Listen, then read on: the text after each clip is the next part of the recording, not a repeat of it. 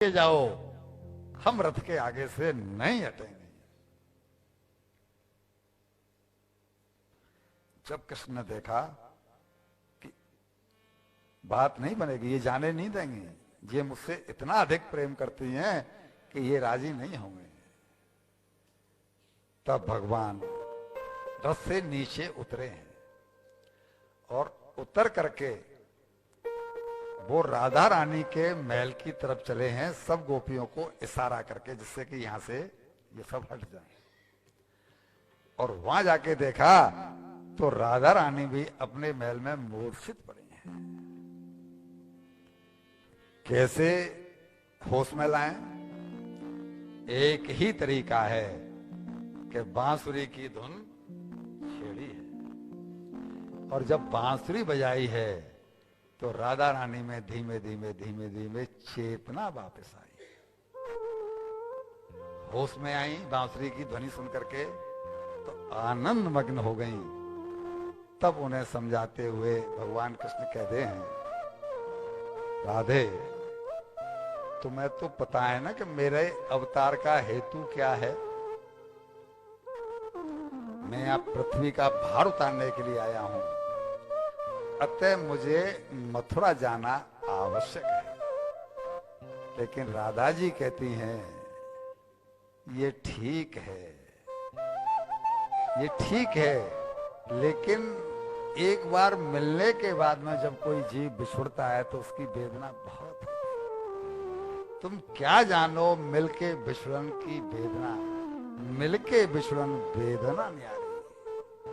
जब रचना तुम रची विधाता, तब ही क्यों नहीं बात समारी। मैं राधा क्यों जीवित राखी, मैं राधा क्यों जीवित राखी। जन्मत ही तुम क्यों नहीं मारी, ये दिन तो देखना नहीं पड़ता। राधे तुम अगर इतना विरह करोगी, वियोग में रोओगी, तो बाकी की सखियों को कैसे समझाया जाएगा? वो तो अबोध हैं, वो तो नहीं जानती कि मेरे जन्म का, अवतार का हेतु क्या है। तुम्हें तो पता है। दूसरे, तुम ये भी जानती हो कि तुमको एक शाप लगा हुआ है। कुछ लोगों को पता हो, कुछ को नहीं पता हो, हम सुना देते हैं।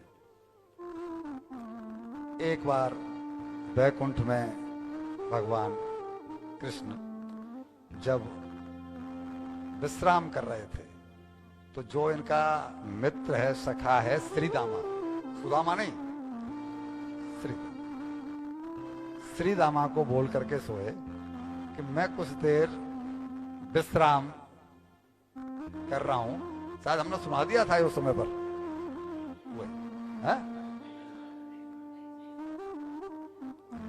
अच्छा, यहां नहीं सुनाया तो हमें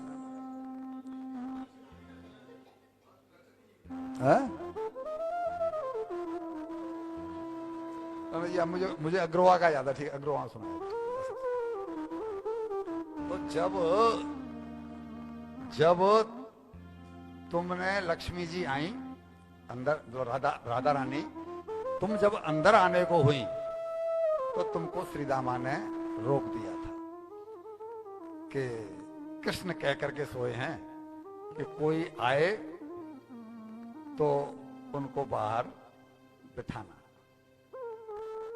ये हमने जो सनकादिक का प्रसंग सुनाया ना, उससे रिलेटेड ही है। तो वो उनको बिठाना, कोई आए तो मैं थोड़ा विश्राम कर रहा हूं। और इसी बीच में कोई और नहीं बल्कि स्वयं राधिका जी ही आ गई। और जब श्रीदामा ने ये कहा, ऐसा ही मुझे लग रहा है कि सुना दिया है सब। एक बार और सुन लो, 2 मिनट लेंगे, 2 मिनट लेंगे, 2 मिनट। कहां राकेश बाबू तो आ गए?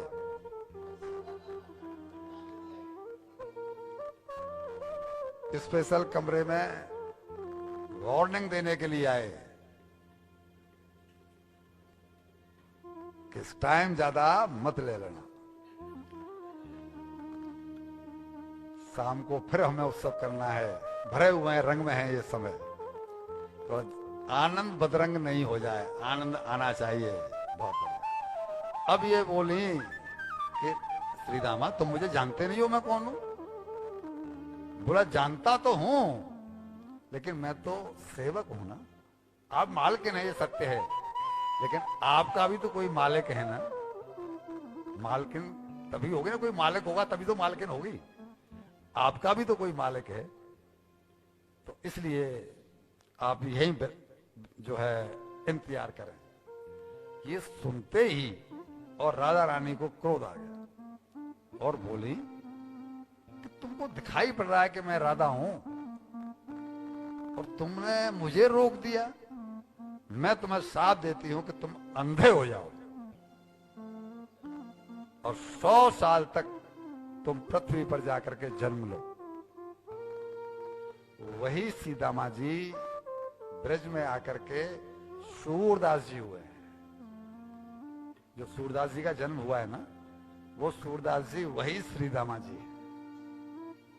जब इन्होंने सोचा कि अंधा और वो भी बैकुंठ से जाकर के पृथ्वी पर अवतार लेना, पृथ्वी पर जन्म लेना, तो ये भी क्षुब्ध हो गए। राधे तुम्हें पता है, सखी आपस में सहेली ग्वाल वाले सब एक दूसरे का नाम लेके संबोधित करते हैं।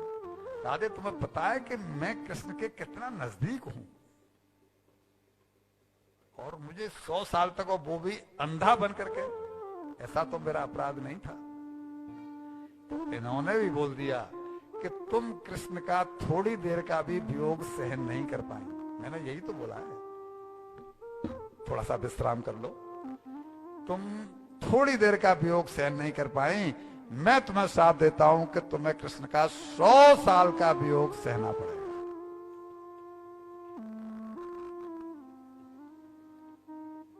भगवान कृष्ण करीब 11 साल कुछ महीने की उम्र में गए हैं वहां से। इनका अगली मुलाकात जो है वो कुरुक्षेत्र में जाके हुई है। बीच में ये कभी, ये दो के कारण सूरदास जी अंधे हुए और राधा जी को वियोग सहना पड़ा। भगवान ने उनको याद ही तो दिलाया है कि तुम जानती हो तुम श्रापित हो, तुम मेरे साथ नहीं जा सकती, तुम मेरी औलाद भी सकती हो, ठीक है, एक शक्ति के तौर पर तुम मेरे साथ ही हो, लेकिन राधा के नाम से जो तुम्हारा शरीर है उससे तुम्हें यहीं रहना होगा, क्योंकि सब हम लीला कर रहे हैं।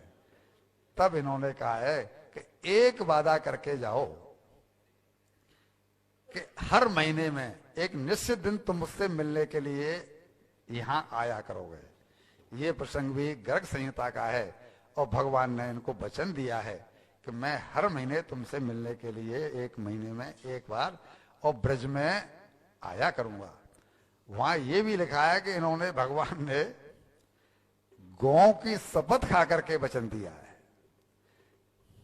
अब आपको लगेगा ये तो भगवान ने झूठ बोला, झूठी कसम खाई, लेकिन बताइए कि गौ कौन है? भगवान ही तो गौ बने हुए हैं। रोटी राम कौन है? भगवान ही तो रोटी राम बने हुए हैं। गुप्ता जी, सिंगल जी, बंसल जी, सब रोटी, जितने भी हैं सब भगवान बने हुए हैं। नहीं तो ममे वांसो जीव लोके, जीव भूत सनातन, उनका गीता का कहा हुआ ये वचन झूठा हो जाएगा। इसलिए भगवान कभी किसी की झूठ नहीं कसम खाते, ना भगवान झूठ बोलते हैं। बस हमारे विवेक का लेवल थोड़ा सा ऊंचा होना चाहिए उनकी लीलाओं को समझने के लिए। ये बात तो सत्य है।